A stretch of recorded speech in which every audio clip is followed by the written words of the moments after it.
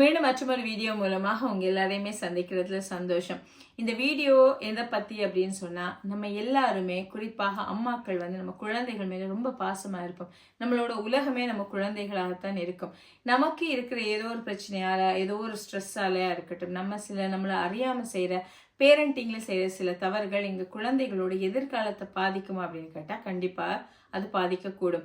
So இந்த video மூலமாக நம்ம அறியாமலே அம்மாக்களான நாம செய்யற சின்ன சின்ன விஷயங்கள் நம்ம இது பாதிக்கும் அப்படின்னு ஒரு எண்ணம் இல்லாம செய்யறதாக இருந்தா கூட எப்படி இது எங்க குழந்தைகளோட மனதுல ஆழமான காயத்தை உண்டாக்கும் அப்படிங்கிறதும், இந்த மாதிரி விஷயங்களை நீங்க செய்யக்கூடாது அப்படிங்கறத பத்தின ஒரு இன்சைட்டின் தரதான் இந்த வீடியோட நோக்கமாக இருக்கும். இந்த சேனல் சப்ஸ்கிரைப் பண்றது மூலமாகவும் இந்த வீடியோக்களை ஷேர் பண்ணிக்கொள்றது மூலமாகவும் தொடர்ந்து ஆதரவு தருவீங்க அப்படின்னு சொல்லி நம்புறேன். உங்களுக்கு professional help, psychological services, counselling services தேவைப்படும் அப்படின்னு சொன்னா நீங்க உங்களோட அப்பாயின்மெண்ட்ஸை புக் பண்றதுக்கு டிஸ்கிரிப்ஷன்ல இருக்கிற டீட்டெயில்ஸை நீங்க பார்க்கலாம்.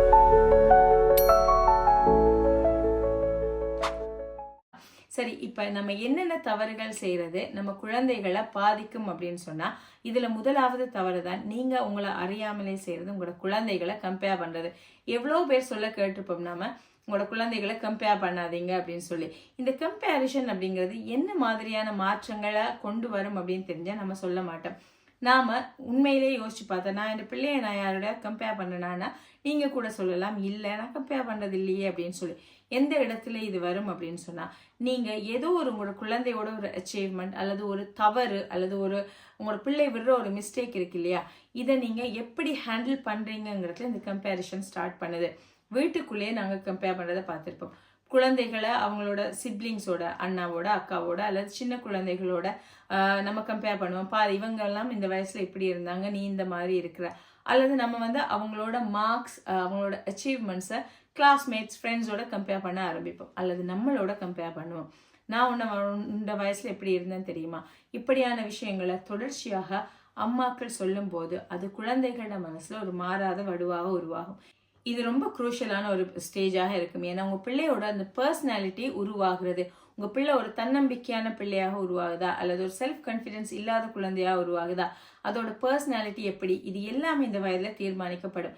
சின்ன குழந்தைகள்ல இருந்தே நீங்க கம்பேர் பண்ணி எப்பவுமே அந்த குழந்தைகளை திட்டும் போது அல்லது பேசும்போது உங்க குழந்தைகளுக்கு தானாகவே ஒரு எண்ணம் வரும், ஓகே நான் எனக்கு செல்ஃப் வர்த் இல்லை, இவங்களோட பாக்குறப்போ நான் குறைந்த ஒரு ஆள் அப்படிங்கிறது உருவாக ஆரம்பிக்கும்.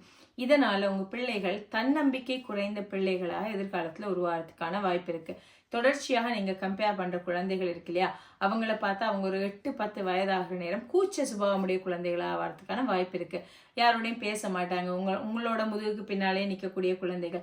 இப்படியான மாற்றங்கள் உருவாகணும் உங்களோட பிள்ளைகள்ல அப்படின்னு சொன்னா நீங்க தாராளமாக கம்பேர் பண்ணலாம். அம்மாக்கள் செய்யற இன்னொரு தவிர, உங்க குழந்தைகள் உங்கள்கிட்ட ஏதாவது சொல்ற நேரம் அவங்களோட உணர்வுகளை நீங்க டிஸ்மிஸ் பண்றீங்களா, இக்னோர் பண்றீங்களா அப்படின்னு சொல்லி பார்க்கணும். இதுவும் நம்மளை அறியாமலே செய்வோம். உங்க பிள்ளை எனக்கு அண்ணாவோ தங்கச்சியோ அடிச்சிட்டார் அல்லது ஏதாவது ஒன்று சொல்லிட்டார், எனக்கு அது கவலையா இருக்கு, அல்லது ஏதோ ஒரு பிரச்சனையோட சொல்லுது அப்படின்னா நம்ம என்ன செய்வோம்?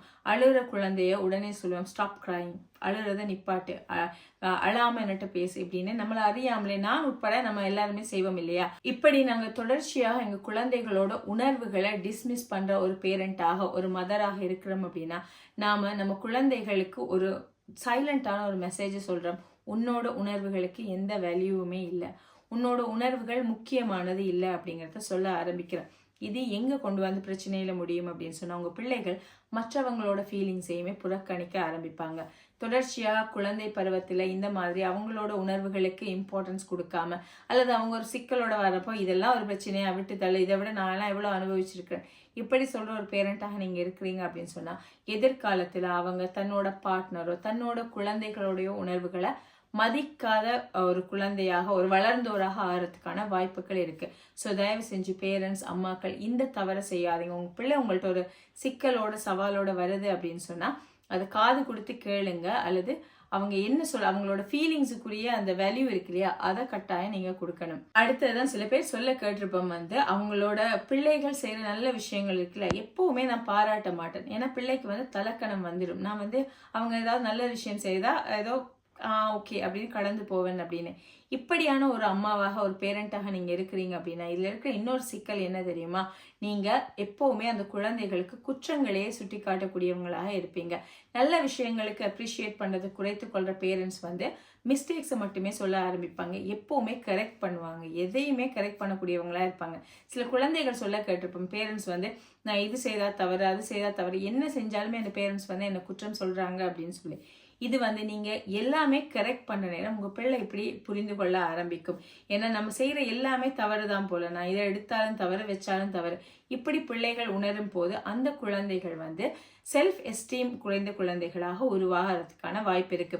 இந்த பிள்ளை தண்டை மேலேயே தனக்கு ஒரு கான்ஃபிடென்ட் இல்லாத குழந்தையாக உருவாகக்கூடியதாக இருக்கும். ஸோ பேரண்ட்ஸ் நாங்கள் எப்போவுமே எங்கள் குழந்தைகளோட சின்ன சின்ன அச்சீவ்மெண்ட்ஸ் அல்லது அட்டெம்ப்ட் அப்படின்னு சொல்லுவோம் இல்லையா, ஒரு பிள்ளை வந்து ஒரு விஷயத்துக்கு முயற்சித்தா கூட அதை நாங்கள் பாராட்டி பேசணும்.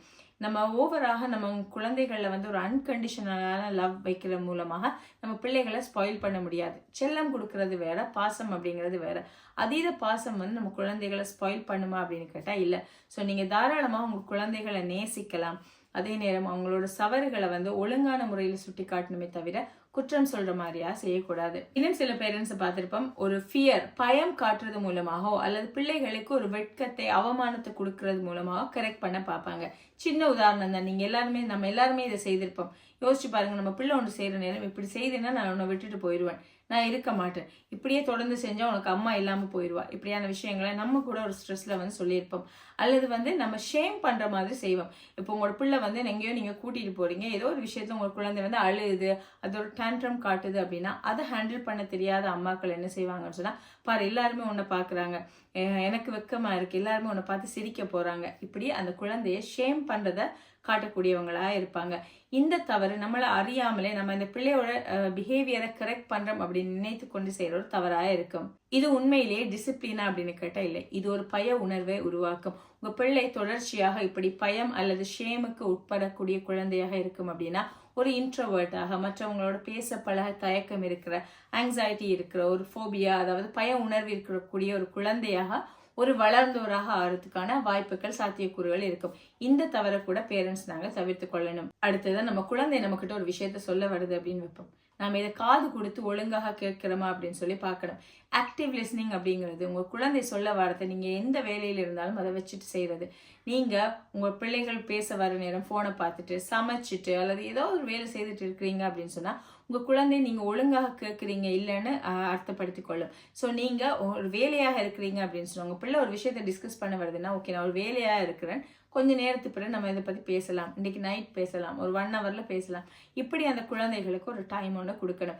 சில பேரண்ட்ஸை பார்த்துருப்போம், இன்டரப்ட் பண்ணிகிட்டே இருப்பாங்க. ஒரு பிள்ளை ஒரு ஸ்கூலில் நடந்த ஒரு பிரச்சனையை சொல்ல வருதுன்னா, நீ என்ன செஞ்ச, அடுத்து என்ன நடந்தது, டீச்சர்கிட்ட போய் சொன்னியா, இப்படி வந்து இன்டரப்ட் பண்ணி கொண்டே இருப்பாங்க. இது நம்மளை அறியாமலே நம்ம செய்கிற ஒரு தவறாக இருக்கும். ஸோ அடுத்தது நிறைய கேள்விகள் கேட்கறது, பிள்ளைய வந்து நம்ம போலீஸ் மாதிரியும் பிள்ளை வந்து ஒரு குற்றவாளி மாதிரியும் கேள்விகள் கேட்கறது. இப்படி உங்களோட குழந்தைகள் பேச வரும்போது நீங்க இன்டரப்ட் பண்ணாம கேட்குற ஒரு பேரண்டாக இருந்தீங்க அப்படின்னு சொன்னா உங்க குழந்தையில நல்ல இயல்புகளை நீங்க வந்து வளர்க்கலாம். அப்படி இல்லாம நீங்க ஒழுங்கான ஒரு லிஸ்னராக இல்லாம ஹாஃப் தான் கேட்குறீங்க, அவங்க சொல்ல வரதுல பாதி விஷயத்த கேட்டுட்டு நீங்களே ஜட்ஜ் பண்ணி அல்லது நீங்களே ஒரு சொல்யூஷனை கொடுக்குறீங்க, நாளை போய் இப்படி செய்யுங்க, ஸ்கூலுக்கு போய் நீங்கள் இதைத்தான் செய்யணும், இப்படி சொல்யூஷன் கொடுக்குறீங்க அப்படின்னு சொன்னால் உங்கள் குழந்தை ஒரு கட்டத்தில் உங்கள்கிட்ட ஷேர் பண்ணுறதே நிறுத்திக்கொள்ளும். இப்போ நீங்கள் ஒரு 8, 10, 12 வயது குழந்தைகள் இருக்கிற ஒரு பேரண்டாக இருக்கிறீங்கன்னா, இந்த பிள்ளை முந்தியெல்லாம் என்கிட்ட வந்து எல்லாமே சொல்லும் ஸ்கூலில் நடந்தது, இப்போ நான் கேட்டால் கூட ஒன்றுமே இல்லைன்னு சொல்லுது, பெருசாக ஒன்றும் ஷேர் பண்ணது இல்லைன்னா அதுக்கு இது கூட ஒரு காரணமாக இருக்கும். உங்கள் குழந்தை வந்து நீங்கள் ஒரு ஆக்டிவ் லிஸ்னர் இல்லை அப்படிங்கிறத உணரும் போது உங்கள்கிட்ட ஷேர் பண்ணுறதை ஸ்டாப் பண்ணும். ஸோ இப்படியான இந்த மாதிரியான பேரண்டிங் மிஸ்டேக்ஸில் வளர்கிற குழந்தைகள் இருக்காங்க இல்லையா, இவங்கள்ட்ட இருக்கிற பொதுவான பிரச்சனைகள் என்னன்னா அவங்களோட தன்னம்பிக்கை வந்து குறைவாக இருக்கும், அவங்களோட உணர்வுகளை அவங்க எக்ஸ்பிரஸ் பண்ணுற வீதம் வந்து குறைவாக இருக்கும், எல்லா உணர்வுகளையுமே சப்ரஸ் பண்ண ஆரம்பிப்பாங்க. ஸோ இந்த குழந்தைகள் ஒரு டீனேஜர் ஆகும்போது அவங்களோட உணர்வுகளை கோபமாக வெளிப்படுத்த ஆரம்பிப்பாங்க. இதனால தான் இந்த பிள்ளைகள் வந்து சின்ன வயசுல ரொம்ப சாஃப்டா இருப்பான், சாதுவா இருப்பான், இப்போ டீனேஜராக இருக்கும்போது சாமான்லாம் போட்டு உடைக்கிறான், கத்துறான், எங்களுக்கே அடிக்க வரான், இப்படி கூட பேரண்ட்ஸ் சொல்றதை கேட்டிருப்பான். ஸோ அவங்கள எக்ஸ்பிரஸ் பண்ணிக்கொள்ள பயப்படுற குழந்தைகளாக, வெளியில வர்றதுக்கே பயந்த குழந்தைகளாக, அதீத வெட்க உணர்வு குழந்தைகளாக இவங்க மாறுறதுக்கான வாய்ப்புகள் கூட இருக்கு. இன்னும் ஒரு கேட்டகரி இருக்கு, தொடர்ச்சியாக இந்த மாதிரியான ஒரு நெக்லிஜென்ஸா இருக்கட்டும் அல்லது இப்படியான ஒரு மதர்ஹுட்ல வளர்ற குழந்தைகள் இருக்காங்க இல்லையா, இந்த குழந்தைகளை நாங்க ஃபேஸ் பண்ற இன்னும் ஒரு முக்கியமான பிரச்சனை தான் பீப்புள் ப்ளீசிங் பிஹேவியர் அப்படின்னு சொல்லுவோம். அதாவது மற்றவங்களுக்கு அடிபணிந்து போற, யார் என்ன சொன்னாலும் கேட்டுட்டு ஆமான்னு போடுற பிள்ளைகள், நோ சொல்ல தெரியாத குழந்தைகள், இப்படியான குழந்தைகளாக கூட இவங்க உருவாகுவாங்க. இதற்கு எல்லாத்துக்குமே காரணம் அந்த குழந்தைகளோட அந்த செல்ஃப் கான்ஃபிடன்ஸ் இல்லாம போறது. ஸோ அம்மாக்களான நீங்க புரிந்து கொள்ள வேண்டியது, உங்க குழந்தைகளோட ஃபீலிங்ஸை வேலிடேட் பண்ணுங்க. நமக்கு இருக்கிற உணர்வுகள் மாதிரியே நம்மளோட அந்த சின்ன குழந்தை 3 வயதோ 4 வயதோ 1 வயதோ அந்த குழந்தைக்கு கூட ஒரு ஃபீலிங்ஸ் இருக்கும் அப்படிங்கிறத நாம ஒத்துக்கொள்ளணும். பிள்ளைகள் சொல்ல வரதை காது கொடுத்து கேளுங்க, நேரம் ஒதுக்கி கேளுங்க. அடுத்ததுதான் உங்க குழந்தைகள் சின்ன சின்ன அச்சீவ்மெண்ட் செய்யற நேரம் அந்த அச்சீவ்மெண்ட்டை பாராட்ட பழகுங்க. அவங்க பெருசா ஏதாவது செய்தா தான் நான் அந்த குழந்தைய பாராட்டுவேன் அப்படிங்கிற இயல்புல இருந்து கொஞ்சம் வெளியில வாங்க. ஒரு பிஹேவியரை கரெக்ட் பண்ணணும் அப்படின்னா அந்த குறிப்பிட்ட பிஹேவியரை கரெக்ட் பண்ணுங்க. முழுசா இந்த பிள்ளையை நாங்க மாத்தணும் அப்படின்னு நினைக்காதீங்க. பிள்ளைகளுக்கும் அந்த ப்ரெஷரை கொடுக்காதீங்க. நீ நல்ல பிள்ளையாக இரு அப்படிங்கிறது ரொம்ப வேகான ஒரு ஸ்டேட்மெண்ட். நல்ல பிள்ளைனா யாரு, அது அந்த குழந்தைக்கே தெரியாது. ஸோ ஒரு குறிப்பிட்ட விஷயத்த சொல்லுங்க. உங்க பிள்ளை கெட்ட வார்த்தை பேசுதா, நீ கெட்ட வார்த்தை பேசாத பிள்ளையா இரு அப்படிங்கிறது வேற. நீ நல்ல பிள்ளையா இருந்தேன்னா நான் உன்னை அங்கே கூட்டிட்டு போவேன். இது ஒரு தவறான ஒரு அப்ரோச்சாக இருக்கும். ஸோ பிள்ளையோட பிஹேவியர்ஸை மாத்துற அதே நேரம் முழுதாக அந்த குழந்தைய நீங்க ஏற்றுக்கொள்ளுங்க. பிள்ளைகள் நாங்க சொல்ற எல்லாமே ஞாபகம் வச்சிருக்க மாட்டாங்க. ஆனா நம்ம எப்படி அவங்கள ஃபீல் பண்ண வச்சோம் அப்படிங்கிறத அவங்க எந்த கட்டத்திலயுமே ஞாபகம் வச்சிருப்பாங்க. நீங்க அவங்கள பாதுகாப்பாக உணர செய்தீங்களா, சந்தோஷமாக உணர செய்தீங்களா, பயமாக உணர செய்தீங்களா, அல்லது கேலி கிண்டலாக உணர செய்தீங்களா? ஸோ இது எல்லாமே அந்த குழந்தைகளோட மூளையில பதிந்து அவங்க வளர்ந்து ஒரு ஆனதுக்கு பிறகு கூட அது ஒரு இம்பாக்டை கொடுக்கும். ஸோ மதர்ஸ் குறிப்பாக இந்த மாதிரியான விஷயங்களை தவிர்த்து கொள்வது மூலமாக இந்த குழந்தைகளை நல்ல ஒரு சந்ததியாக உருவாக்கலாம் அப்படின்னு நம்புறேன். மற்றும் ஒரு வீடியோ மூலமாக உங்களை சந்திக்கிற வரைக்கும் விடை பெறுகிறேன். நன்றி.